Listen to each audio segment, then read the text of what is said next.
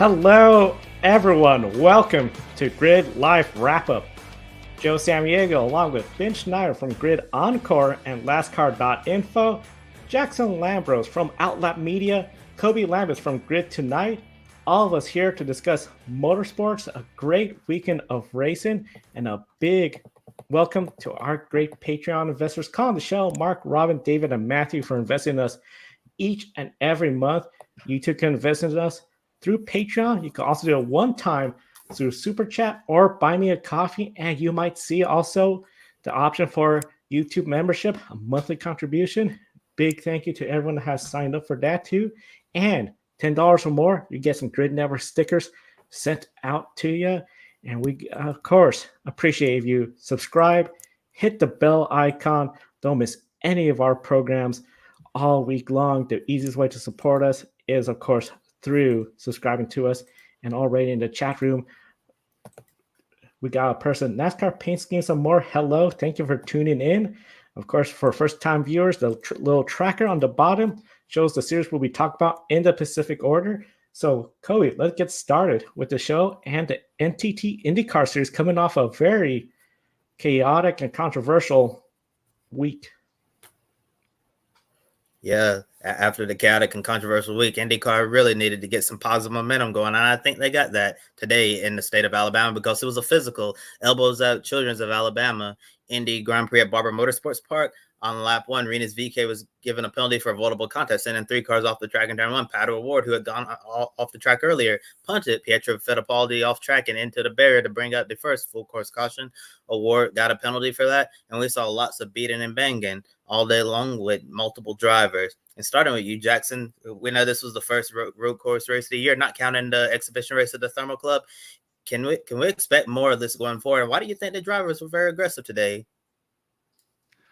I'll tell you what, I actually was surprised in the opening laps of Long Beach also last weekend. It felt like we had more guys making passes happen in turns you maybe wouldn't really expect.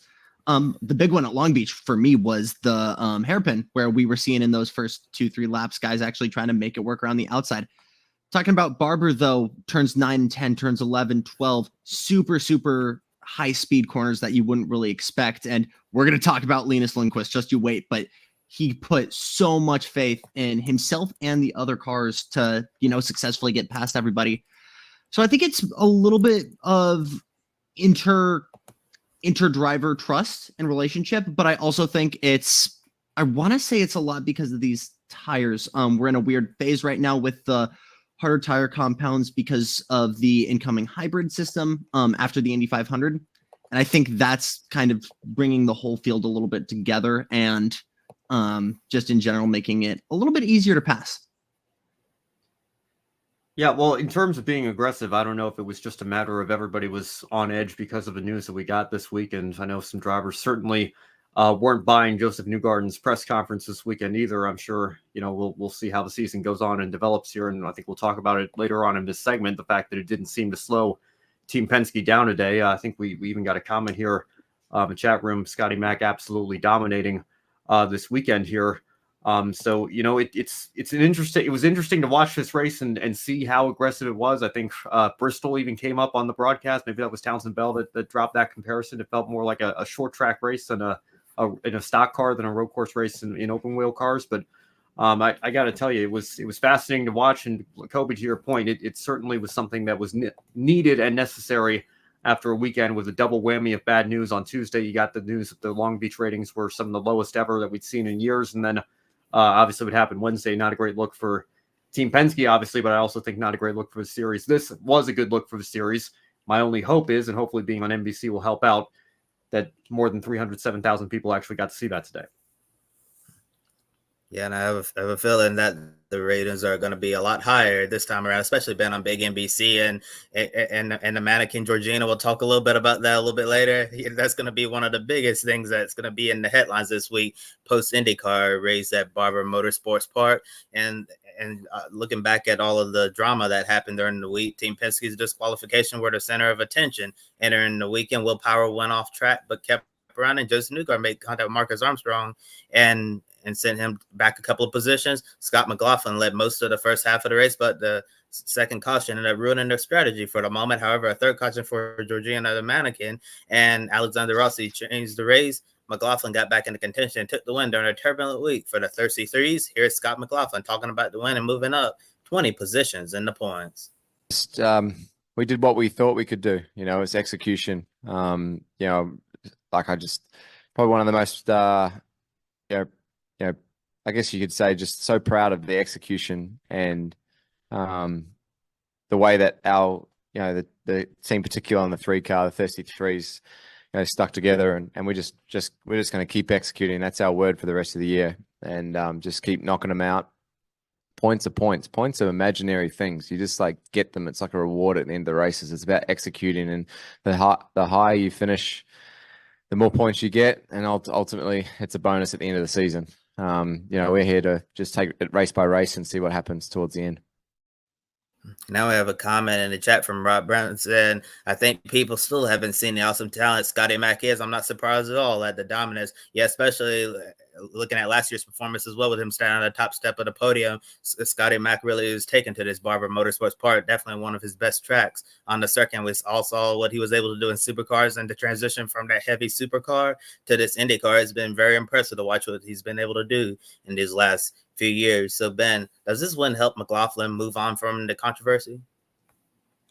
I think so. And I think, Scotty Mac was in a slightly less bad, I won't say better, but less bad position than Josef Newgarden was in, because Newgarden had all the spotlight on him, being the race winner and having the race win taken away. Whereas McLaughlin, still obviously hurt him in the points and everything, but I don't think was quite as much a center of attention. He wasn't the one that was front and center of the press conference this weekend either. He just put a statement out there, and had some comments to say about Joseph's statement or press conference rather as well when he was interviewed this weekend. But I think absolutely it's a massive boost of confidence. It helps get the entire team, I think, back on the right track. You've got Power right up there following him and sharing the second spot on the podium with him as well. And, I said on Grid Tonight, I believe that, I didn't think that this was something that McLaughlin was going to have an easy time digging his way out of. Newgarden. Certainly it hurt him in the points, but I felt like had a situation where, he didn't fall quite so far back that there wasn't going to be that mental aspect of, my goodness, we're dead last in the points right now. I don't know if he exactly ended up gaining 20 spots, because I think NBC was going off of where they were running at the time. I don't know if things changed in the closing laps at all, but I believe he went from 29th to 9th or something like that up in the points at the back end of the top 10. So now that you've gotten over that initial hurdle, now that you are firmly back in the upper end of the midfield here in terms of the point standings, I think, making up 8 spots over whatever it is we have 14 races to go is a lot easier than making up 28 spots with, 15 races to go or whatever it is. So I think that, McLaughlin needed something like this to happen today. He's got it, and you see him right there, ninth place, 42 points with 14 races left. I'm sure he would love to be where Will Power is right now instead, but it is certainly not insurmountable this early in the season. He's gotten over that initial hump, and he can carry this momentum forward, no doubt. Hit it to a T there, Ben. And I'm in company of guys who have watched Scotty Mac a lot longer than I have back when he was doing supercars. But in the short, it's not even short, in the handful of years that he's been part of this IndyCar grid, you feel like he is a guy that just rolls with the punches perfectly, whether it's a loss or whether it's, something controversial like this. And to come back from all of this week, to address it as early as he did, and I think to, go from pole position, lead the most laps, win the race, have a grand slam, and come back from that this weekend, I think it's huge momentum, not just for Scott himself, but I think for the whole Penske team.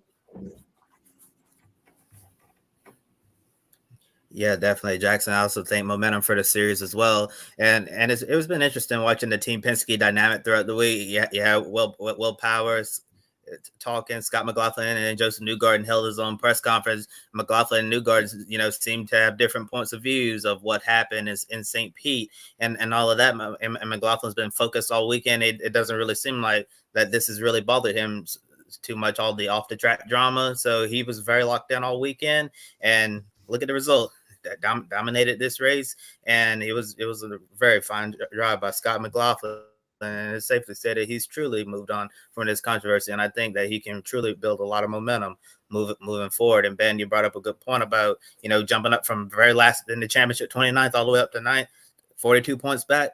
Considering the amount of races left and how competitive the series is, I think you can still say Scotty Mac can still be a contender for this championship. He's even higher than Josef Newgarden right now in points. We didn't really have the best day, as we saw Team Penske finish 1-2 at Barber, McLaughlin, and Power. Newgarden 16th place, not even a factor at all in this event. Jackson, do you anticipate anyone questioning the Penske 1-2 finish given what's happened in the last week, or we're moving on from the St. Pete disqualifications altogether?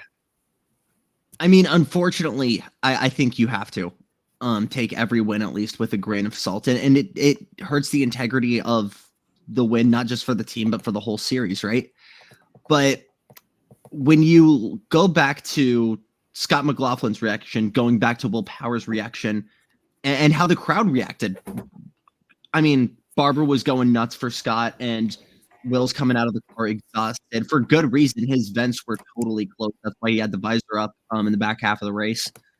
And just how happy Scott was. I think they have a mentality that they're moving on. And I think it seems like a majority of both the paddock and the fan base is saying, yeah, time to start moving on.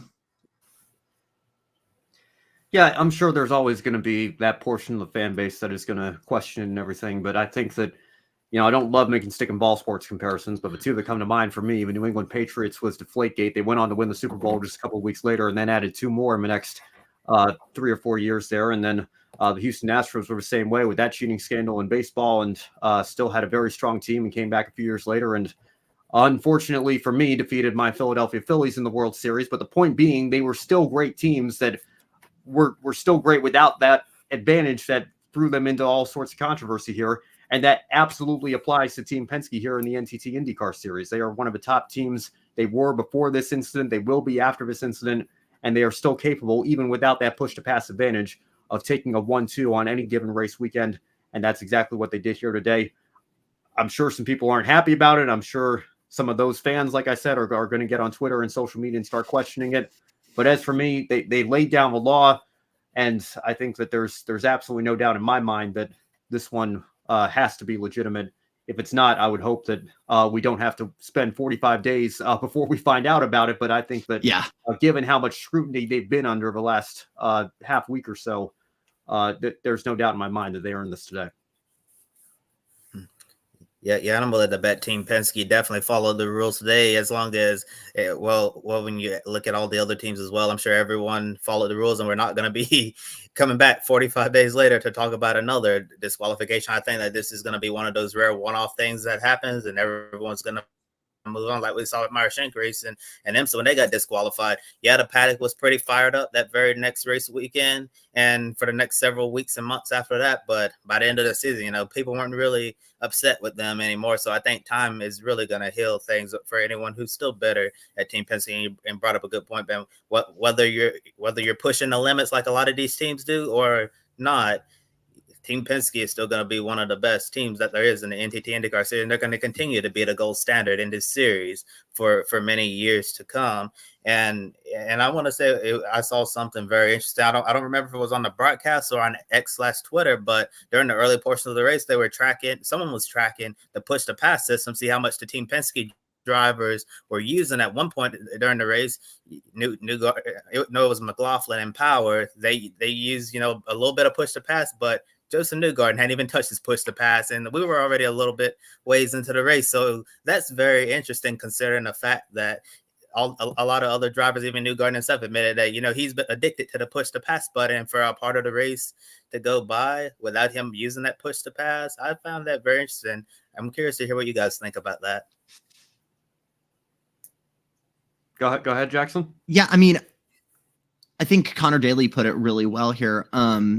Someone asked him on Twitter, and he said it's just sometimes a voluntary reaction for you to get on the button anyway. Even if you're on a restart or even if you don't have it, it's just like a second nature thing to go for the boost.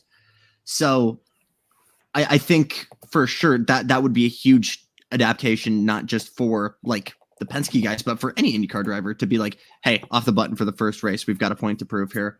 But I think that does also add a little bit of maybe a little bit of validation back to the Penske guys. If it just feels like second nature to hit the button whenever, or I'm holding it until I cross the start finish line and then I'm going to feel the boost. So I don't know. I think it's obviously still something that should be done, but it's definitely something intentional on Team Penske's end after this weekend. It feels like, especially for Josef. Yeah, it is interesting. And again, I don't know if it's just maybe more psychological too. Like, with the week that Josef Newgarden's had, even if he knows that he's well within the rules and that this thing has been taken care of and the software is no longer on Penske's cars or whatever to keep them from doing this, that maybe he just psychologically doesn't want to hit the button, maybe, for whatever reason there. So I don't know. I don't think that, it is an interesting situation and fact that you brought up there, Kobe, but again, maybe to Jackson's point, it might just be, trying to prove a point and, show that, we can run strong without taking advantage of this. Or again, maybe it's just a psychological thing of, Newgarden not getting over that mental aspect of it after what's undoubtedly been a difficult week for him. Yeah, for sure. And Josef seemed a little bit off this weekend, but knowing how he operates, when we get to the next race of the IMS road course, he's going to be locked in again. And I don't think this weekend is going to continue to hamper him for very much longer. It's probably going to be ready to move on from this, just like everybody else is. And now Team Penske has Will Power second in the points for the first time in his IndyCar career. Colton Herta is the points leader by 1 point over Power, and Alex Palous in third place. Colton Herta was very vocal after Newgarden's disqualification over the weekend. He was one of the drivers who publicly said that he wasn't buying this explanation at all. So Ben, I'm going to ask you this: is Herta motivated to become the next American champion of the NTT IndyCar Series? Well, first of all, can we just take a second to admire the point standings here? We don't have to, Ben. Well, in light of one of the recent roundtables that we did, in which our friend Alex, who was unable to join the show tonight, but he said Colton Herta might be the weak link at Andretti, and certain somebody on the right side of your screens there said that this guy was potentially getting up there in terms of maybe being the weak link over at Team Penske. And it's so ironic to me that those guys, after 3 races in this series, are first and second in a championship. I mean, this is the only thing that would happen to us. This is the exact kind of luck that we would have, right? Hey, it's still early. We'll see. Maybe Carmel will come back to fight either of these guys here. But I mean, you can't not acknowledge that in light of the roundtable discussion. But in all seriousness here, absolutely, Colton Herta is very motivated. I think there's a reason why Alex brought him up in terms of somebody you might look at as regardless of whether you think he's the weak link of a team, there is no denying that he had to come into this season performing very well, and he certainly has done that to start the year. Obviously we went through the whole Formula One debate with his super license and everything, and goodness knows if he wins the championship and gets the full 40 right there, I guess we have those rumors to deal with for the next 3 years. Who knows what's going to happen, with Andretti still trying to get into Formula One. But as for right here, right now, absolutely. I think, at this point, I would be surprised if F1's even on Herta's radar, at least before he were to accomplish an Indianapolis 500 win or an IndyCar Series championship. So I think absolutely he is completely motivated to get one, if not both of those things accomplished in a not too distant future here. And as we see from the standings, he is off to a fantastic start, as is Will Power, of course, who, I won't rub it in too much. No, if you ever want to feel like you're about to meet God, call a driver washed and then be in the same vicinity of a race where they are very, very good, and then have a meeting with them and then see if they know what you were talking about. That's some great advice from me. Never do that. Will, if you are somehow watching this, which I'm actually every day more convinced you are, I meant it all in. It was an educated guess, and brother, I am bad at math. So we're just going to move on from that for now. But again, season's young. We will see. And Jackson, real quick to follow up on that, you did a great job for us these last couple of IndyCar races on site, and great interview with Will Power especially. I just want to put that out there. Go check those out, everybody watching if you haven't already. We could talk about this so much, but thank you, Ben. I want to say that speaking of personality, I think looking at the way Colton Herta's been talking both online and to the press, wherever this career goes, this guy's going to be so fun as a presenter or an analyst 20, 30 years down the road. But the question, is he motivated to be the next champion? I think everybody is, obviously, but I think there's an outlook on how you approach each season. And with Herta, it seemed like Herta was always racing with the entire season in mind, right? And by that, I mean, okay, I need to win the championship. I'm going to win round one, and I'm not winning round one, and I'm crashing out. So I need to go away from the season with a win. So what we saw is both Andretti and Herta, I think, throwing a lot of Hail Marys. And again, we'll see how this goes as the season plays out. But I think long-term, we're seeing potentially a lot of consistency of, you don't need to necessarily you're in a podium spot. You don't need to be necessarily the guy that wins. You're in the top 10. This is great for points. You don't need top fives. And I think so far this year, it's been a lot of maturing from Colton Herta, whether it's better execution on track, on strategy, and Reddy's done way better in the pits for them. I think it's a lot of different things, but I would for one, and this is nothing being fired at Alex, would not be surprised to see this guy in the championship come September. Yeah, totally agree with that. I think Colton Herta is one of those drivers who also has something to prove after having two down years. A lot of expectations on him. We've been talking a lot about Colton Herta on our shows the last couple of years, especially with all of the reports and rumors. That if Andretti gets in the Formula One, they're gonna put Colton Herta in one of their cars, and a lot of people really believe that Colton Herta has the talent to be a Formula One driver. But the last couple of years, with some of the things that have happened on the track with him and some of the mistakes, a lot of people begin to have second thoughts about Colton Herta's ability as a race car driver. Well, I'm not going to say let me rephrase that. Not as a, top race car driver in general, but I guess just a driver who's capable of making it to Formula One. I think Colton Herta want to prove that he's still that guy. And based on what we've seen from him so far this season, I really think he can start to put together these races more and get all these great finishes. And we'll see where he's at later on in the season. We could very well be talking about a Colton Herta championship season. In my opinion, I think he's certainly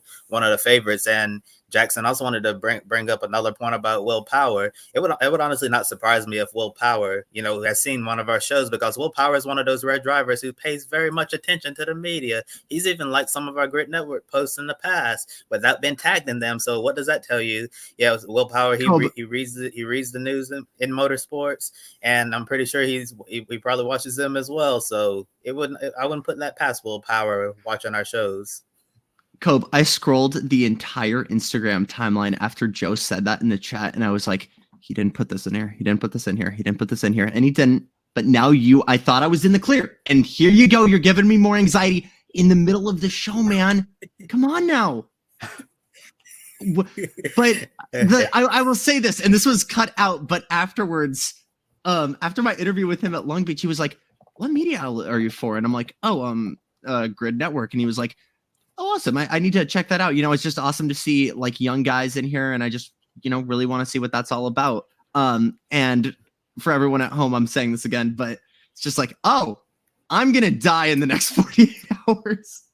So again, Will, if you're somehow watching this is nothing I swear it's nothing personal. Educated guess, bad at math. Written apology is in the drafts. Keep going. Wouldn't it be wild? With that said, we'll keep going. One more time, Ben. Wouldn't it be wild if Will wins the 500 again next month?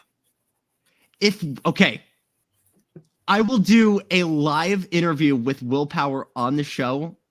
If we can somehow get Will on the show after he wins the 500, that would be insane. And knowing our luck, it's going to be Herta and Power down to the last lap, because that's the way this world works with us. Yeah, that would definitely be quite something. And moving on to our next topic, Roger Penske ended up meeting with the team owners yesterday, and there weren't any clear details about what was discussed at the meeting. Andretti said it was just a good talking session among everybody, but notably, Team Penske's president, Tim Cindric, did not attend the meeting. Jackson, do you anticipate teams are starting to move on from this, or is this just a tip of the iceberg for the IndyCar series? Tim Cindric being there is not anything too controversial. I think it's just everyone was so in that moment, just mad at him. I think both Tim and Roger knew that him being there would probably hurt any conversation more than helping it. And I still think Tim's position on this whole penalty is still shaky right now. But I mean, you look at the way that the teams are reacting. It's good that this happened. I don't think we know enough to really, go off of this, especially after the results of this weekend. I'd like to hear some more. I'd like to hear what more the team owners have to say after a 1-2. But I think what we know is that they talked. I really don't think we got too much. I'm really interested to see what Ben has to say here, but it's hard for me to get a read off it. Well, guys, I'm rereading Indy Split right now, the book by John Oriovitz that came out a few years ago. And I got to tell you guys, it is eerie looking back on, whether it's the USAC kart era or the kart IRL era, which I'm just now getting to again in the book here. Just the flashbacks of the team owners meeting with the series and all the different conversations and letters being written, and you can feel something brewing, and it takes a couple of years for the split to actually happen, and then the entire sport is thrown into disarray, and nobody knows what the long-term future looks like in a time where it looked like the series had positive momentum. And this goes back to Alex's point as well that he's been bringing up recently on our shows and talking about how in late 2010, even the early 2020s, after Penske bought the series, it seemed like there was a lot of positive momentum brewing. You had some XF1 drivers, even a 7-time NASCAR champion, Jimmy Johnson, coming to the series. You had a solid TV contract with NBC, and it felt like things were really headed in the right direction. And then the last 2 or 3 years, that just hasn't been the case. I mean, go back 30 years, IndyCar was really booming in the 90s, and then we had some issues with leadership and some conflicts there, and people wanting to go in different directions, people not thinking that the sport was headed in the right direction. So it's going to be very interesting. I'm not saying a split is imminent or anything like that, but it is kind of wild to be reliving those memories and looking at the state of the series right now. Again, we had a great race today, credit where it's due. But after the events of the last week, we certainly need to have more of those going forward. I think we need a new car. We need a new chassis. We've been on this one for over a decade. We need to make sure we don't lose Honda in a couple of years. I mean, those rumors are, still who knows what's going to happen over there. There's a lot that needs to get sorted out. And, we'll see if we have more of these kinds of meetings. But, like I've been saying, I think Roger Penske, all credit where it's due in terms of what he's accomplished as a team owner, as a series owner, and as the owner of the Indianapolis Motor Speedway. It has not been a great run. And time is ticking to turn that ship around. Yes, and hopefully history doesn't repeat itself, Ben, especially since you talked about how some of the events that happened back then are eerily similar to what's happening now. So hopefully it will be a much different situation this time around, and IndyCar will be around for many, many years to come. And I'm glad you brought up the point about Honda. I don't know if you guys saw the statement from Honda about what happened with the disqualifications for St. Pete, but Honda's Racing Corporation president David Salter said that this situation was not helpful at all, and to have a high-ranking official from Honda saying that this situation is not helpful, and especially with the rumors that Honda could pull out of the sport, not good at all. Especially since it happened with a Chevrolet team. Yeah, that's not good. Yeah. And the next race weekend is the Sancio Grand Prix at the IMS road course. The month of May traditionally brings a lot of positive attention to the IndyCar series, and we still have several weeks away from the greatest spectacle in racing. So there's a lot of things are going to happen between now and then. So Ben, I'm going to ask you this question: do you anticipate swift action by IndyCar's management to cool this situation so it doesn't overshadow the Indy 500? I don't know that I anticipated, because I think they did just that. They came out very quickly, and I don't know that anybody expected this news to come here. Jackson, you can maybe speak to this a little bit. I know we weren't, you weren't texting us in our great group chats or anything that, oh, by the way, guys, I'm hearing these rumors. That, as far as I know, nobody saw Wednesday's news coming at all. But IndyCar laid the hammer down, and Penske and everybody's put out statements now, all of their drivers and everything. And we had a 1-2 for Team Penske today, and I think that in their minds, hopefully everybody's going to have moved on here, and we can have, we had a solid race today. Maybe we get a solid race on the road course, and then, we can focus on the month of May and the incredible things that happen on the Indianapolis Motor Speedway Oval. So I think that, it is in the series' best interest to improve the marketing regardless. That's been one of the major problems with this series over the last several years here. But I think right now that's really the key, that we have to, find a way to promote the positive aspects of this series here. And, not to say that, breaking negative news, as unpleasant as it can be, it is certainly important to do so. But hopefully we can, put that in the past, move forward here, start talking about the month of May, and hopefully we get a good show at the end. And, that can be the storyline heading into the summer for the series, rather than everybody still having a cloud over their heads with the Penske controversy. Yeah, and I want to rewind to Long Beach really quickly, Ben, because there was no down low hush hush about anything about this, because we didn't know about this until Wednesday, and apparently it didn't get figured out until Sunday morning warmups. Yeah, because that's when they allowed push to pass during practice, and the transponders picked up that all three of the Penske cars were not given push to pass permissions. So yeah, there was no vibe of we're going to drop something on Wednesday, be ready for something. I already feel like we're getting over it by this week, and in 2 weeks' time, we're going to be the series itself, I think, is going to be over it. I think the real question is, how is promoters and media going to take this? What other storylines is Diffie and the NBC crew going to take with this for the Grand Prix? Are we going to have Theo Pourchaire still at McLaren, or is there a chance David Malukas comes back? A lot of big names coming in the 500. Cat Legg, Kyle Larson. You're going to have other stuff to talk about. That's not just this. And it is not mutual to IndyCar. Any form of racing, you have one cool storyline and you beat it till it's dead.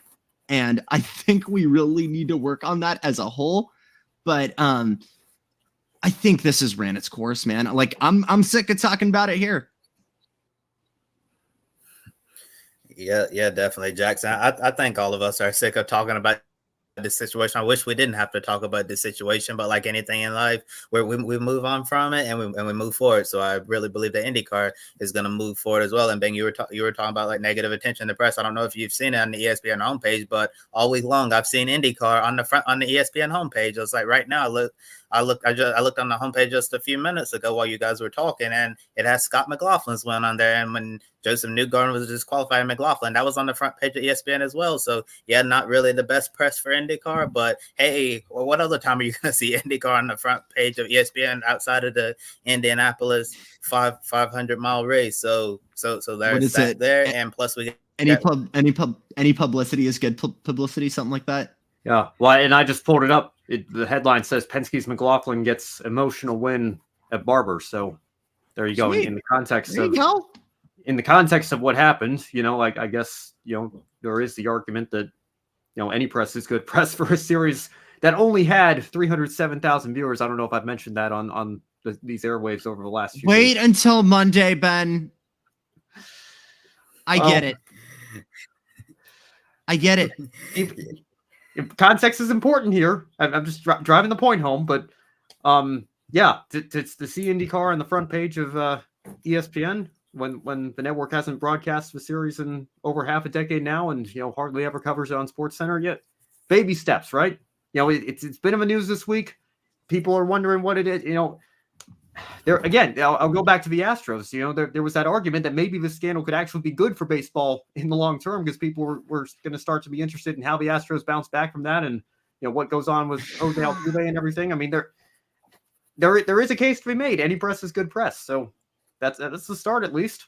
Yes and no, but I just think viewership for every team went up during Astros games just so you could watch your favorite team kick the snot out of the cheaters. But that is true. That is true as well. There's and again, not a perfect analogy because it's stick and ball sport, only two teams playing at a time. Yeah, you've got everybody in the series, but hey, good on ESPN. I'll say that much.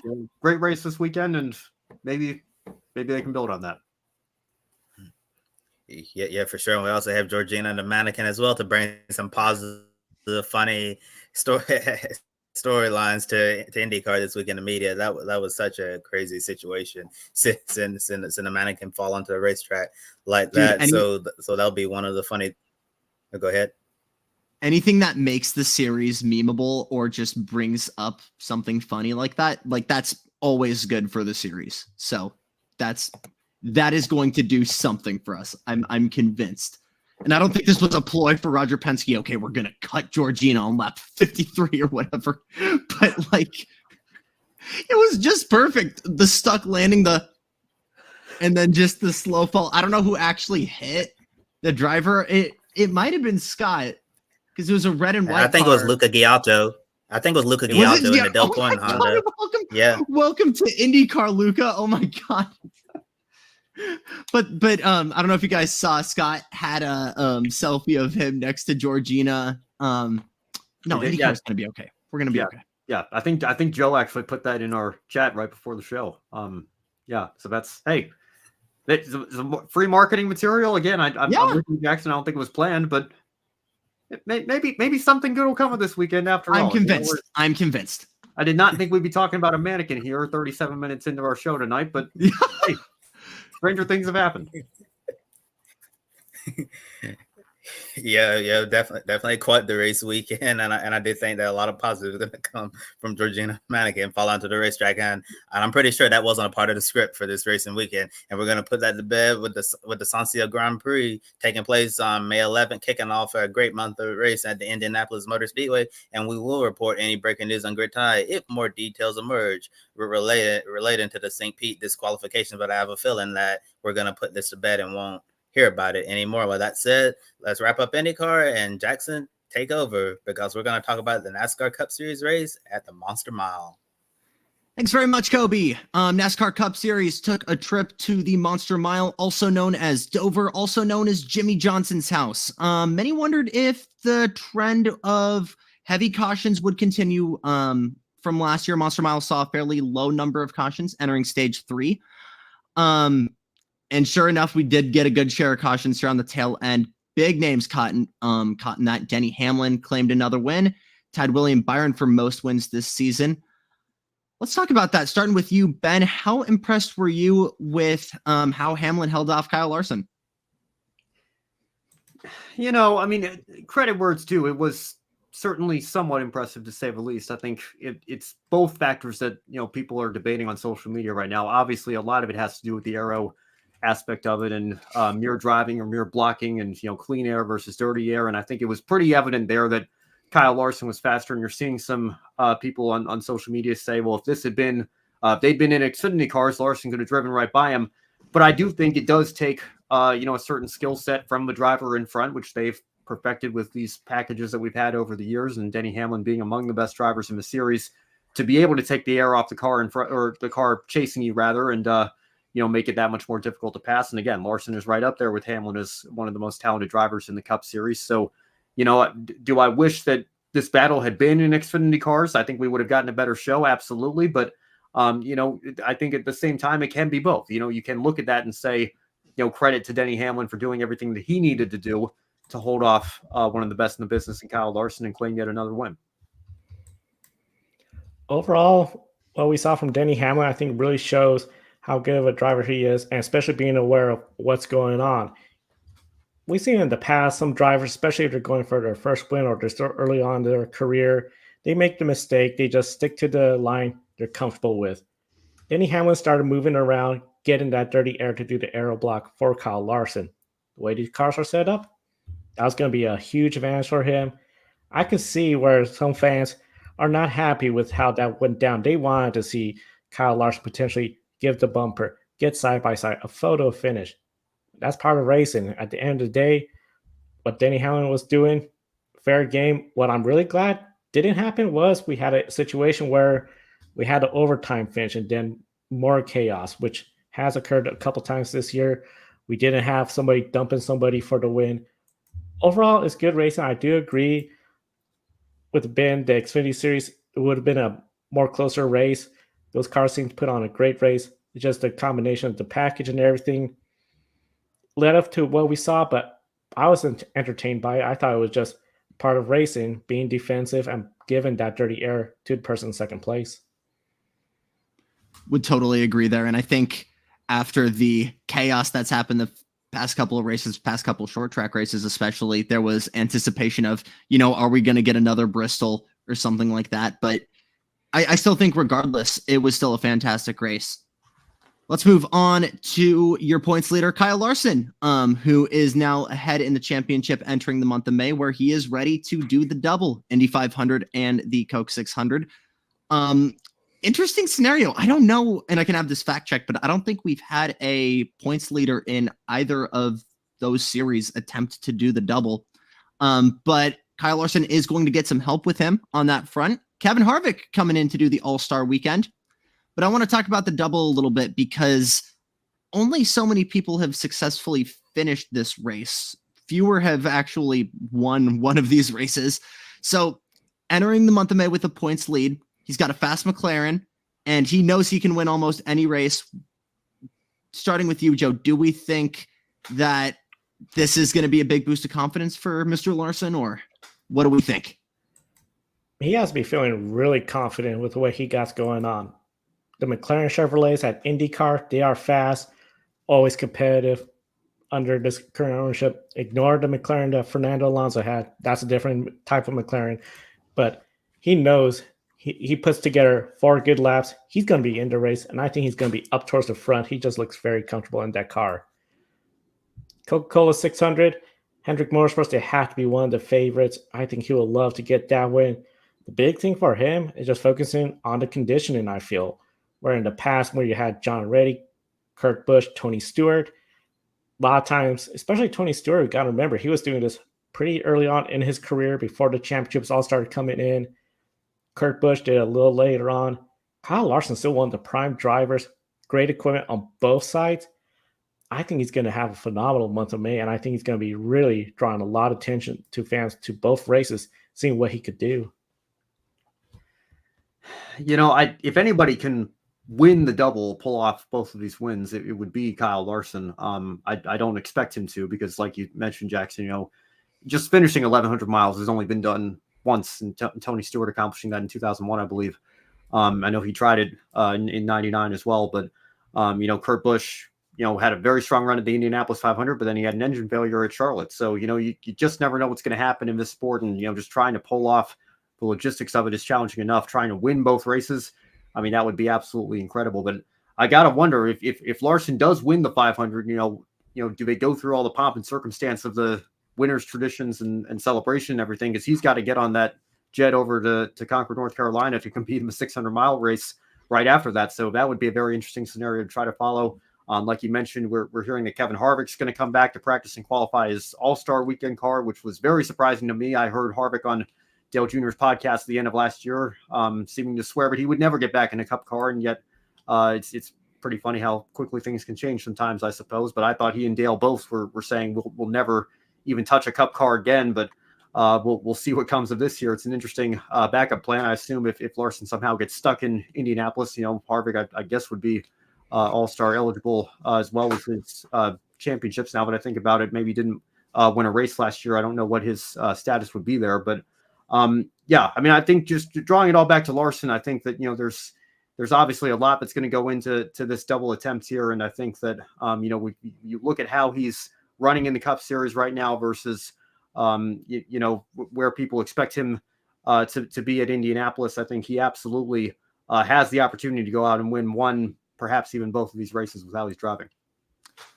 It's interesting you mentioned the logistics, and obviously we've never had a winner of either of the guys attempting the double here. But in my head, just imagining the kind of euphoria that would be, not just with Kyle Larson, but at Charlotte, as you've got a helicopter coming in with your defending Indy 500 winner. If Charlotte, I'm convinced NASCAR would have to push that back like 30, 45 minutes just to go through that, because there's no way you're missing the opportunity to have a defending Indy 500 winner go in and do your race, I think. But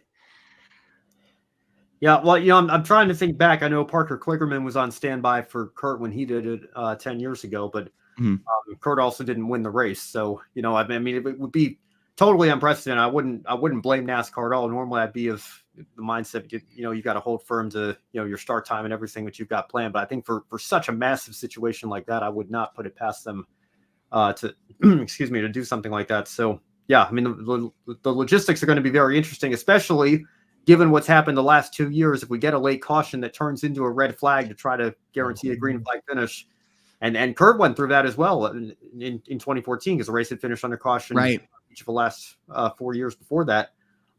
Fortunately for him, we had a restart inside 10 to go, and got a throwing battle between Hunter Ray and Castroneves for the win that year. But I've got to imagine Larson's probably not going to be too happy if they red flagged the race 3 times and been closing 20 laps or so. So again, just trying to figure out the logistics of all this is difficult enough. Going out and finishing both races, let alone winning them, I'm not going to predict that. But then again, if anybody can do it, it's him. Yeah, and I think going back to that red flag thing, I think when you have a guy like Kyle Larson who's got places to be, you might actually approach the rules differently like that. And I think we've had talks about changing that and having a concrete, rule of basically how far in until you can throw a red flag and next lap finishes it. Does this sound familiar, NASCAR Cup guys? As long as it doesn't become the Indianapolis 510, exactly. I will begrudgingly take it. I wish that we would call the race, a yellow flag is a yellow, a red is a red, no matter what lap it happens on. But at the bare minimum, the race ended at mile 500 last year, and I'm thankful for that. Exactly. So Kyle Larson joins an interesting group of guys here: Kurt Busch, Robbie Gordon, Tony Stewart, Davy Jones, John Andretti, who first attempted it back in 1994. This is the 30th anniversary. It will be the 30th anniversary of that attempt. However, no driver who's ever tried to do double duty has won even half of those legs. So the question for both you guys, how confident are you that he could win one of these races, and if not both? I don't expect him to win both. I'm not going to put it past him either, but he can absolutely win the Coca-Cola 600. There's no doubt about that one. And I think of how well Kurt did in 2014. The talent is certainly there. I'm not going to put him. He's not going to be my pick a winner. I think I've got to ride with Elio based on, again, funny how this roundtable episode keeps coming back up here, but I think I got to keep rolling with Elio at this point in terms of my pick. But I would not be surprised if a lot of fans pick him. I would not be surprised if there's a lot of people in the media that maybe take a look at how he did in the test just the other week, and we'll see when it comes time for practice and qualifying how fast he is. I have no doubt in his ability to make the race. Like you mentioned, Joe, this is not going to be a Fernando Alonso McLaren situation where we see a shock bump from the field here. Larson, I think you can never. There are no guarantees in Indianapolis, but I would be 99.9% certain that he doesn't have to worry about that. He's probably going to be a contender for a top 3 or top 4 row starting spot here, and from there the sky's the limit. But I'd be confident in saying he can win one of the races. If he shocks the world and wins the Indy 500, I think there might be a kind of a Cloud 9 experience here, and I don't know if his full attention or focus is going to be on the following 600 miles at his day job, so to speak. And then if he has a solid run in excuse me, can't talk tonight here. If he has a solid run at Indianapolis, I think that he'll get on the plane to Charlotte and go do what he's used to doing, and the series that he's most comfortable in, and could maybe, again, he's liable to win on any mile and a half track in that 5 car. So I would not put the Coke 600 past him. So bottom line is, I think he could get one. I would still be very surprised, as talented as Kyle Larson is, be very surprised if he could pull the double off and actually win both of them. Kyle Larson has won the Coca-Cola 600 2021, so he knows he could win that as long as there's no issues with the car, nothing goes wrong, he doesn't get caught up in a crash. He has the confidence he could go out there, get the win. I do think it'll be interesting, though. I never thought of it. You're going through all the emotion of you just won the Indy 500, you got the wreath, the Brock Warner trophy, the milk, all that, and then all of a sudden, hey, you got to get on a helicopter. Hurry, hurry, hurry. I do think NASCAR would at least say, hey, we got the Indy 500 winner coming. We're going to postpone 30 minutes to accommodate him. But that would be such a huge distraction.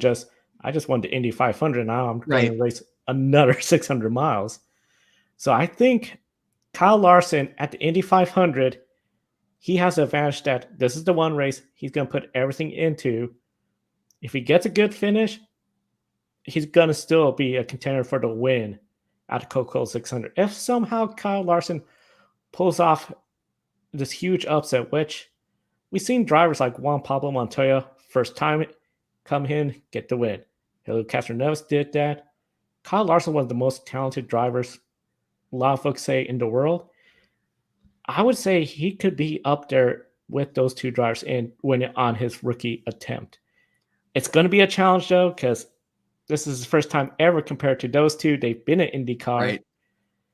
But I think he has the potential. It just is such a challenge. But I think overall, he's for sure going to be considered a pick-a-winner pick for the Coca-Cola 600. Well, and Joe, just to bounce off of that real quick, the two that you mentioned, Montoya and Castroneves, they had the advantage of experienced kart teams slowly trickling back into the IRL and the Indianapolis 500. I think everybody expected Ganassi and Penske in those 2 years to dominate in the way that he did, or they did rather. Hendrick's support with McLaren. By no means is Larson disadvantaged in terms of his equipment, but I don't know that he has that much of an advantage going for him as those two did when. And again, were they really rookies in that situation? Kyle Larson, again, is incredibly talented, but this is going to be his first IndyCar Series race of any kind. So, I don't know that that's necessarily the greatest one-on-one comparison here, but it does show that that the track is capable of producing first-time winners in their first attempt, and maybe Larson will join that list. Who knows? I believe last rookie to win it was Alexander Rossi, correct? In 2016? Yeah. I mean, I know, again, more experience and everything, but it'll be interesting to see. The big thing, I think, Kyle Larson, if he doesn't win, he'll probably make a mistake and crash just because he's trying too hard. The one thing I'm curious about, too, if we get a situation, you got a late red flag for a crash, if he's leading, would that call come in like, hey, the helicopter's ready, you got to get going soon? I think there's a lot to watch. I think this is going to be a really interesting Indy 500 to watch. Can't miss it. I think we kind of fabricated this ourselves, but again, in the 30 years that guys have been trying to do this, I think only one guy's successfully done it. Tony Stewart in 01 to do all 1,100 miles. Yeah. So that alone is a massive achievement. Let's go back, though, to today and someone else who failed to finish. That would be Ricky Stenhouse Jr., who brought out a caution during green flag pit stops. This allowed some guys like Daniel Hemrick to gain a good amount of positions, and that led to a top 10 and top 10 for AJ, top 15 finish for Colleague Racing. So starting with you, Joe, can this add momentum, or would both be further down had the caution not come out? I think for sure Hemrick would have been further down. I mean, really, that caution flag during the pit stops set him from the 20s up to the top 10. AJ Allmendinger, I think he was on track for that top 15 finish. He was fast earlier in the weekend. I think he has some good experience at that track. I think he would have been on pace for it. I'm really curious to see what's going to happen because now we're going to enter Kansas. I think that could be a good indicator of where the team really is. Yeah, kind of a throwback for AJ Allmendinger. I think pre-JTG, Dover was one of his best ovals. I think since then it's probably been Martinsville when you look at his results. But he had very good runs at Dover with Richard Petty Motorsports, and another solid outing here today. I think the speed was there all weekend. Maybe not to win the race, but at least have a solid top 15, maybe even flirt with a top 10 run. Daniel Hemrick ended up picking that up for Colleague today. So that the team certainly needed that momentum. They got that momentum. I don't know that it's going to be indicative of, all their problems are fixed now and the teams are going to be, running solidly in the top 10, top 15 every week from here on out. But it certainly is a massive momentum boost, and you can't deny the value of that sometimes in this series. So we'll see. You know, hopefully for their sake, they get it turned around, because I know it's been a difficult start to the year for them on the Cup side, but they needed a result like this today for sure. 100%. Let's go back. Another guy I want to talk about, Noah Gragson. Another top 10 finish for him, and is the highest finishing Ford. Been a rough start for Ford this season so far. While Gregson might be happy with the improvement on track, Ryan Blaney still right behind him. I can't imagine Ford is happy with the progress of this dark horse Mustang. But Ben, are we starting to believe that with Gregson here, maybe Stewart Haas Racing is off life support and back, or where do you see them compared to the Penskes? Not quite on the level of the Penskes. You know, maybe not even on the level of the RFKs. I know Brad Keselowski certainly had a miserable day today, but he's coming off of a couple of near wins and strong runs here. But yeah, you know, Noah Gragson, credit where it's due. He has had some very solid results these last couple of weeks here, and certainly something for SHR to build on as well. I again, you know, I don't know what their championship contenders with that team at this point, you know, and probably going to take them a year or two to get back to that level.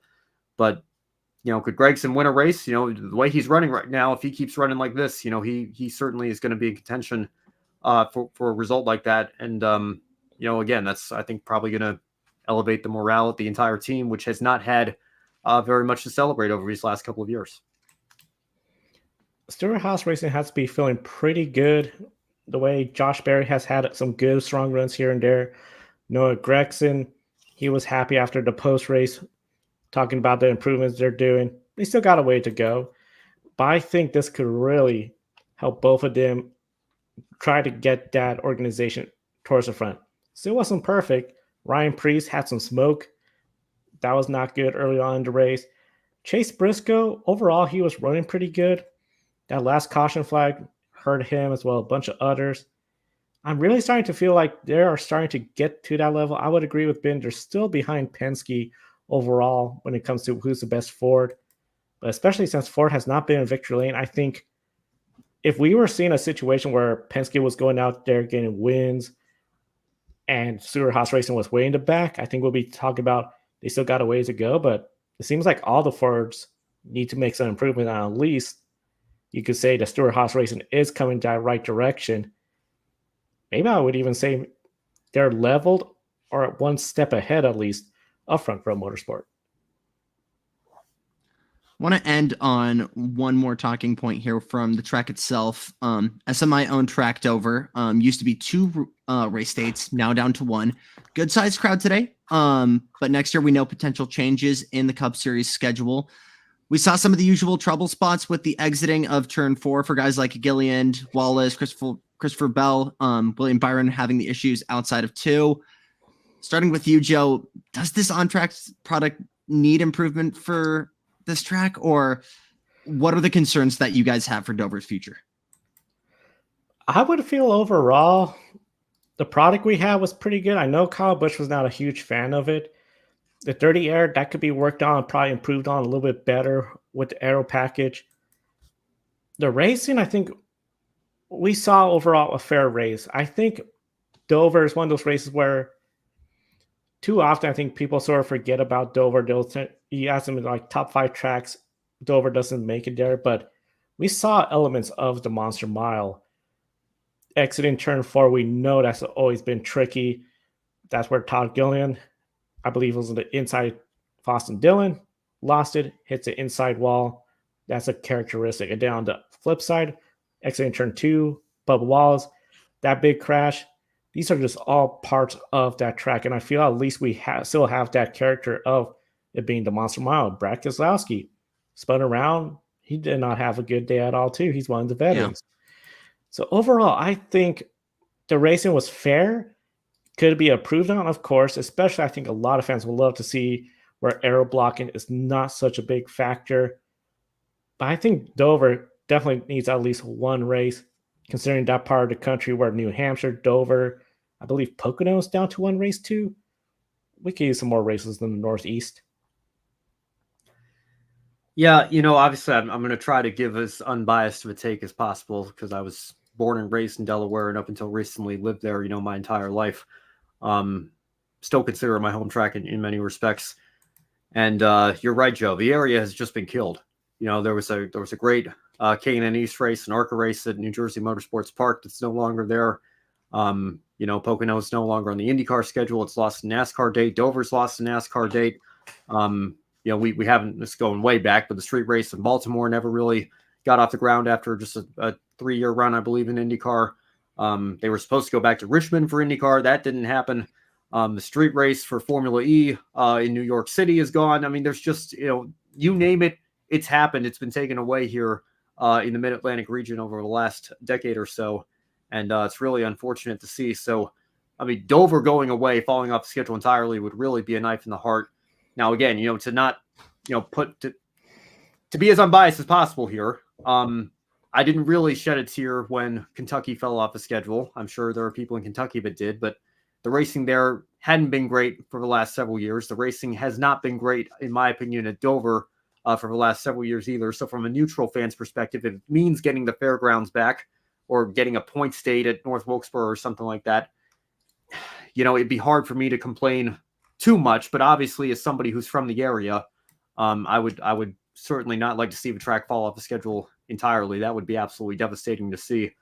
But again, you know, just I'd like to believe Marcus Smith and SMI when they say they're committed to the future, but I feel slightly less confident about the track's future under the SMI banner, under the Dover Motor Speedway name than I did under Dover International Speedway or Dover Downs International Speedway, if you really want to turn back the clock here. But I will say this, though, and I tweeted as much because I couldn't believe it. I was watching the IndyCar race, but keeping up with the NASCAR tweets coming in my feed. Could not believe the crowd size today. I can't remember the last time I saw a crowd that filled, the stands that filled up, that, you know, full and that excited for a Cup Series race at Dover. It was absolutely fantastic to see. I heard it was taking fans a long time to get into the speedway, even, you know, to be able to park their cars. I think Todd Bowles said it took him or Tim Bowles rather said it took him a mile and a half. Tom is the name. Sorry, cannot speak tonight. Tom Bowles said that it took him 60 minutes to go a mile and a half trying to get into the track. So, you know, it just that shows you how much traffic there was just trying to get in to see the race. And that is great to see for a track that has needed some positive momentum over the last several years. And it's certainly going to go a long way, I think, in terms of positive momentum for its future and trying to make sure that it stays on the schedule in some capacity. Yeah, and Ben, we've been the first to talk about this. I've got folks up in that area as well, and no one wants to see that region succeed and in the racing world as much as both of us. So hopefully some signs of some really good things to come. That is going to do it for us, though, from Dover. We are going to be in Kansas next weekend. Am I right there? Yes, Advent Health 400 in Kansas next week. Let's talk about some MotoGP, though, in Spain. Kobe's got it. Thanks, Jackson. It was a wild Spanish Grand Prix at Jerez, which saw Marquez and Pecco Bagnaia battle and make contact while fighting for the lead. Ultimately, Bagnaia becomes the first rider to win 2 Grand Prix races in 2024. This occurred when Jorge Martin had a 6-second lead and crashed out while out front. So, Joe, we're gonna talk a little MotoGP now. Yesterday, you said this race looks unpredictable, but Martin would win. Obviously, that didn't happen. Does this make the season even more unpredictable? It looks like it's going to be more unpredictable because, yeah, Saturday on the show, after Martin had won the sprint race in controlling fashion, it looked like, okay, Martin was the favorite to get the win. The Ducati looking good, but we saw how there was multiple brands. Aprilia was up there until Maverick Vinales crashed out, KTM, and then this race occurred, and it's like, okay, still we saw a wild race. That battle between Marc Marquez and Pecco Bagnaia for the win, that was just really great stuff. The fans were loving it. Even though he finished second place, Marc Marquez was celebrating like he just won this race. Of course, everything he's been through to get a good, solid finish, fighting for the win in his home country has to be great. But overall, I think one of the big things with this race, it shows that it's going to be an unforgettable season. I think we're going to have a lot of battles. You got a lot of riders that got the potential to go out there and get the win. The big thing, though, I would not say it's going to be unpredictable like, say, a Formula E. But I do think it could be potentially unpredictable as what we saw a couple of years ago when Fabio Quartararo got his first championship when Pecco Bagnaia went down, and then the following year, Pecco Bagnaia got his first championship when Fabio Quartararo went down. I think it could be one of those type of seasons up ahead. Yes, certainly. And you brought up the point about Marc Marquez celebrating like he had won the race. Considering everything he's been through, I would celebrate too, because he's had a hard last few years. And can you imagine if and when he finally wins his first MotoGP race again in a while? I have a feeling that's going to be a massive celebration for one of the best riders we've ever seen. And looking at the point standings in MotoGP, Jorge Martin currently has a 17-point lead over Pecco Bagnaia and a 22-point lead over Enea Bastianini, the two Ducati factory riders. Pedro Acosta is 23 points back in fourth place. The top 7 riders could leave next weekend with the points lead, but 4 riders are on Ducati bikes. KTM has 2 riders and Aprilia has Vinales. The top 5 riders today were all Ducati riders, and tomorrow there is an official test session at Jerez.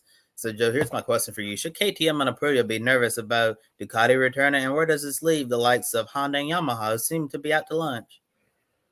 Honda and Yamaha, they're going to stay at lunch. I don't think there's going to be any hope for those two for the rest of the year. I mean, I had a little hope, especially seeing the sprint race, how Fabio Quartararo put in such a drive to get up towards the points.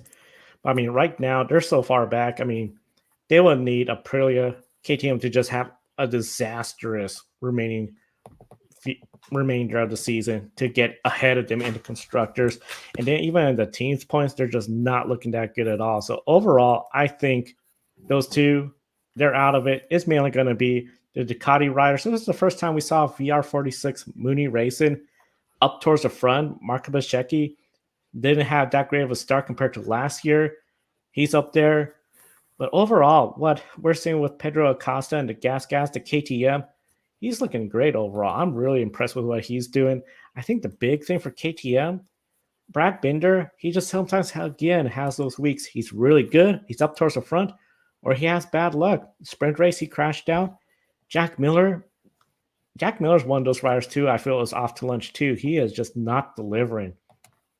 He's good at the rain, but we don't get a rain race. Is he really going to be sticking around another year with KTM, the factory rider? Honestly, I would not be surprised if him and Pedro Acosta switch places mid-season. It's been that dreadful for him. I think one of the big things is this year, the Ducatis, they're looking good. This was their first race where they looked really almost unbeatable, but we still had close competition throughout the race. Jorge Martin, he had the field cover until he crashed out. I think we're in for an exciting season. I am not too concerned about Ducati running away this year, but if they do somehow find something the second half of the season, that might be where we could see potential runaway. But I'm still, let's see what Aprilia, KTM can find in this test session. But really, I would not be looking at Honda and Yamaha for pick a winner anytime soon. Yeah, definitely. And Joe, I'm glad you brought up the point about Pedro Acosta, because I was just reading an article on motorsport.com earlier in the week of how we could potentially see a Max Verstappen like mid-season switch where Acosta and Miller, just swap seats in the middle of the season. And given how things are going for Jack Miller right now, it would not surprise me if that ends up happening, because Pedro Acosta is already proving, just a few races into his MotoGP career that he's very deserving of getting that factory seat. And if it's not going to happen this season, I think next season is almost getting close to being a lock for him to get there. And totally agree with the points he made about all the manufacturers here. Since Honda, they're nowhere right now, and Yamaha at the sprint race with Fabio Quartararo, the great run he had through the field, that's some hope. But overall, not really much hope. That was just probably going to be one of the bright spots that they'll see this year, and it's got to be frustrating for Fabio, because we know what he's capable of as a rider, and to be on a bike where you can't really show what you can do right now, that's got to be very frustrating for him. But hey, he still decided to sign that contract extension to stay with Yamaha, so maybe they have something coming down the pipeline, but it's not going to be happening anytime soon, at least for the rest of the season. And with that said, the next MotoGP round is the French Grand Prix at Le Mans on the Bugatti circuit, May 10th through 12th. And now going to bring Ben back in for some Formula E coverage, who raced on the streets of Monaco.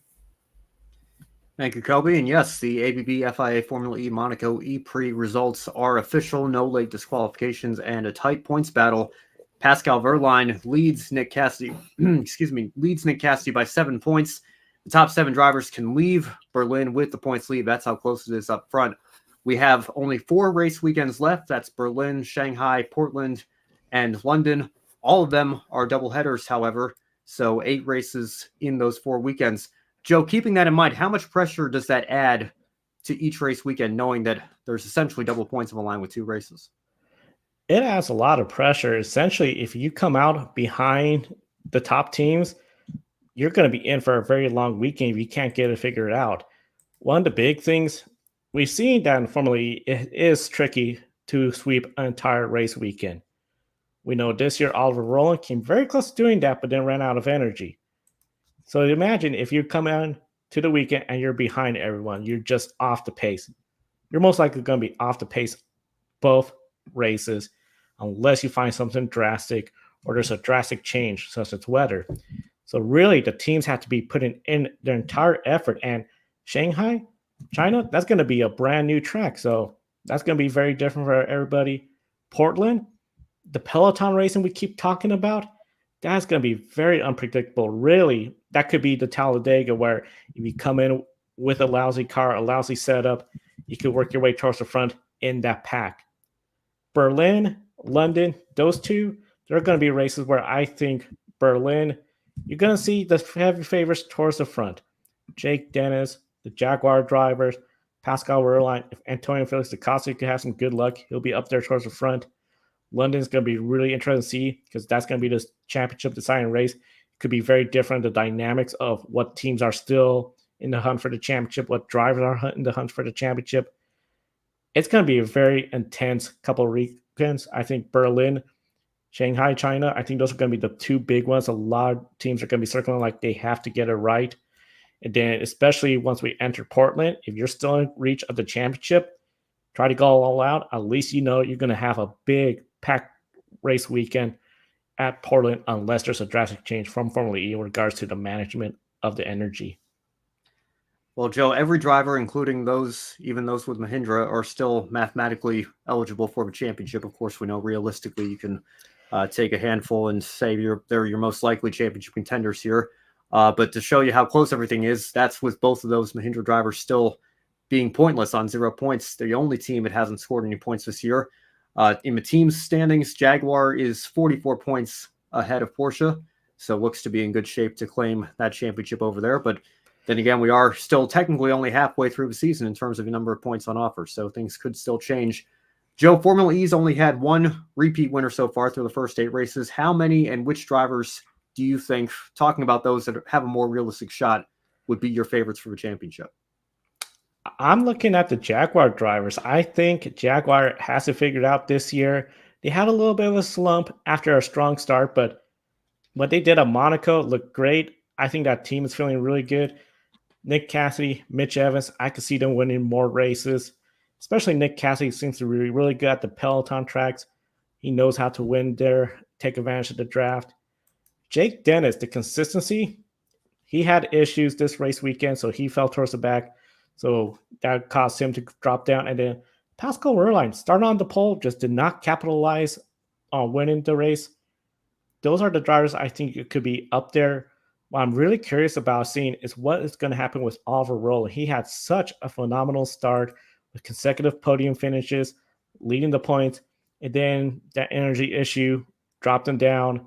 Nothing really good at Monaco. He needs to rebound. I'm curious to see if that Nissan team is capable of rebounding, getting up there towards winning contention again, because they were looking good, but I'm not sure about them. I think they're a little bit behind Jaguar. The 2 drivers are good there. Antonio Felix da Costa, I feel, is a wild card. We know he had a race win. He got disqualified. Can he come back, get a win? That'd be great for him. But overall, I think you're looking at those 5 drivers, really. The 2 Jaguars, Jake Dennis, Pascal Wehrlein, and then potentially Antonio Felix da Costa, Oliver Rowland. We'll see what happens, how that Nissan team could rebound after 2 weekends without a podium for them. All right, well, we'll see how they rebound May 11th and 12th in Berlin. That's next race weekend in 2 weeks' time for Formula E. And then May 25th and 26th, they'll be in China for the Shanghai E-Prix. And then, Joe, you'll be out there for us at Portland, June 29th and the 30th. And then finally London to close out the year on July 20th and 21st. So that's the upcoming Formula E schedule. Be sure to subscribe to the channel so you don't miss any of our coverage on that. And Joe, let's move on here with our show tonight with an update on the grid ranking, week 4. Yeah, week 4 of the grid ranking is out. And one of the big things, technically, we saw the lead change on Tuesday when Josef Newgarden got disqualified. So Sebastian Ogier now leads the grid ranking. Considering he's running part-time, it's pretty impressive. Josef Newgarden's disqualification, of course, occurred on Tuesday, so he has the unfortunate record of the shortest time leading the grid ranking at about 36 hours. So 4 drivers have led the grid ranking this year. One of the big things, Will Brown, he is second behind Sebastian Ogier, and Max Verstappen is moved up to 3rd place because of Jorge Martin not finishing the Grand Prix. He slides down for potentially grabbing the lead to staying in the top 10 just barely. So overall, I got to ask you, starting with you, Ben, first time we've had 4 weeks, 4 different drivers start the week in the lead. 2020, that was a strange year. We had 11 lead changes. Of course, the pandemic was causing a lot of changes with schedules, races, drivers missing out. Do you think we're on track for another year like 2020? Or, since Max Verstappen's in 3rd place in F1, he's still looking unstoppable. Are we really just waiting for Max Verstappen to claim a runaway with the grid ranking like he did last year? Well, Max Verstappen's one mechanical failure away from sweeping the starts for the Formula One season and probably being ahead in the grid ranking, right? I think when you look at how dominant he's been, again, unless he has more of those failures coming his way, I think, it's just a matter of time before he probably reclaims that spot. That's going to be the next lead change, I think, when we get into Miami here. I think it's probably just going to be another Max Verstappen show up front, unless something similar happens that takes him out. And obviously that'll throw the whole scoring into disarray once again. And maybe we will get something like that. But until that happens again, I think, it was probably just a one-off in Australia for Verstappen. And it's probably going to be another year where he's so dominant in Formula One that he also dominates our grid ranking as well. And it's probably only a matter of time before he reclaims that top spot. Jackson, I think you might be muted. I'm a professional. I think it's only going to be a matter of time, right? But if it is, the question is, when is it going to happen, and who's going to be the guy that potentially brings that fight? Seb Ogier, obviously former grid champ, is someone who's consistently been dominant in the World Rally Championship. Would be awesome to see him close that fight. I would not be surprised if we see a miracle run after the Indy 500, like what we saw with Alex Palou last year. Maybe we could see something like that. I don't know. Season feels too young, and I'm always an optimist when it comes to close championship fights. So time will tell. Miami likes to get kind of chaotic sometimes in its very short lifetime. So I'm going to say it's not over quite yet. And I'm going to go there and I'm going to say that that is probably going to be over at some point in the grid ranking with Max Verstappen. If it wasn't for his retirement, sorry, Jackson, but if it wasn't for the retirement at Australia, Max Verstappen would more than likely be leading the grid ranking right now. Yeah. You can correct me if I'm wrong, Joe. Max Verstappen would be leading the ranking if it wasn't for the DNF at Australia. And looking at Sebastian Ogier, he's running part-time. So, obviously he's going to naturally fall down the board, but it just shows you how good Sebastian Ogier is. He just cherry picks the races that he wants to do, the rally that he's good at, and he basically goes up there, and wins almost all of them. But when he doesn't win, he typically performs well, or you'll have something go wrong with the car. He rarely makes a mistake as a driver. It just shows how good he is as a driver, as a part-timer, to be up there at the top of the grid ranking. But I think given how competitive all the other series are on our ranking, I think it's inevitable Max Verstappen's going to return to the top. But I think given how strong Will Brown has been in supercars since Triple Eight seems to be on a completely different planet, I wouldn't put it past him as well to be up there battling for the grid ranking world championship, because it doesn't seem like anyone can really touch Brock Feeney and Will Brown right now in supercars. So I think those will probably be Verstappen's biggest challenger. But if I had to bet on it, I think Max Verstappen is going to be the grid ranking world champion at the end of the year, just like he's going to get the Formula One championship as well. Really, I feel Formula One, that is where if they could step it up and bring the challenge to Max Verstappen, okay, couple second place finishes, particularly if Perez's teammate was to somehow get some wins, which I feel like he's further away from the top 7 podium compared to last year when he got the 2 wins early into the year. I think it could be all Verstappen. It'll be interesting to see what happens with Triple Eight, especially those two keep finishing first and second between the two teammates. Of course, still very early on in the grid ranking, still over 20 plus weeks ahead. Look at the full grid ranking. Scott McLaughlin, it's been interesting. He went from being ranked, disqualified, so he was unranked. Now he's backed in, and he is 25th. Pedro Acosta, still the only rookie in the grid ranking so far this year. Adrian Forme, the other part-time driver in World Rally Championship, he is still in the grid ranking. And then, of course, next weekend, we only have 2 races. Formula One, NASCAR Cup Series, so be sure to subscribe to us right here on the Grid Network. Now it's time for our one shiny moments. That's right, Joe. And for anyone watching our show right now, please let us know down in the comments below. What's your Grid One shining moment from this race weekend? The top moment that stood out to you. And Jackson, we're going to start off with you. Guys, it's amazing that we've gone this far into the show and not talked about Linus Lundqvist. Has started at Barber in 19th, had the right strategy call from Chip Ganassi Racing. That's Ben's face. Hello. Did a fantastic job working his way to the front of the field. It was a fantastic stretch there where it was 3 cars in 3 laps, all in the hairpin. And it was just plain old fun seeing him drive.